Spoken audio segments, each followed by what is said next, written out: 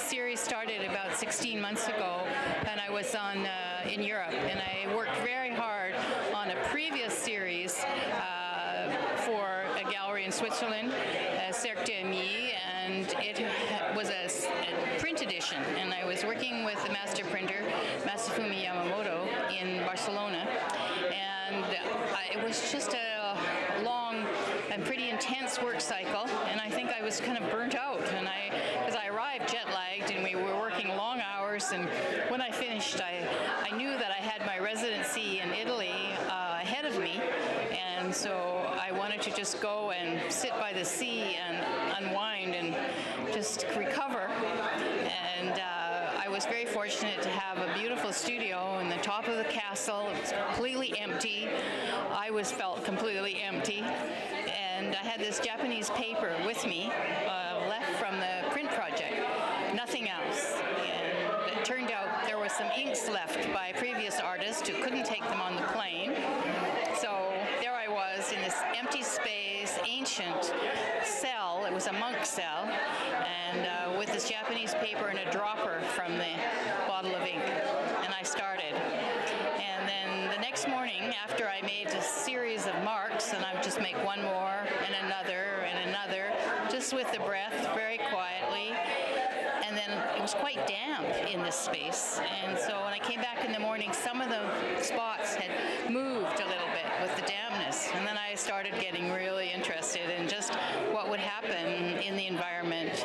So that was a long series, and I don't think there's anything from that group, that work, in this show, because it's then evolved, and it has about 3 sections now, and this work was done mostly in Mexico, and it seemed to jump off a little bit, and the particles started to play, and they move around, and there was the color introduced, and so I thought it would be more fun for people to not just see the plain ones. I shouldn't say plain, but I meant they're to do with the intervals and the alignments and the rhythm of the mark is what's kind of it. The same with this one here.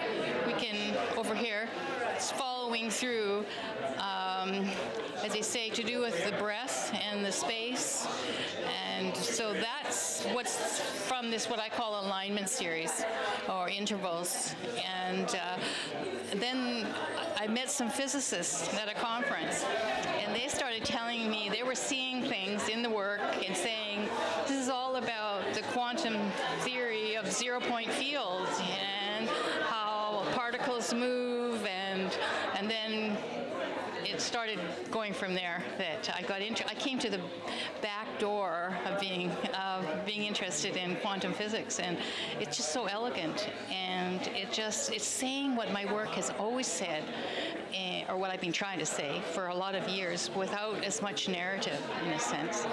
It's like it's all one thing. We're all one thing. It's the patterns that go through everything. Before I was copying kind of patterns, or being attracted to patterns in nature and growth in a more sort of physical way. And this is more on the particle level, where the movement, the field, this what may also call constructive interference, and it's very beautiful. It's very elegant. And we are all important, and what we think is important. Our thoughts influence things. I mean, some of us, I think, who live intuitively have always known this, and for people who are very linear, it's more difficult.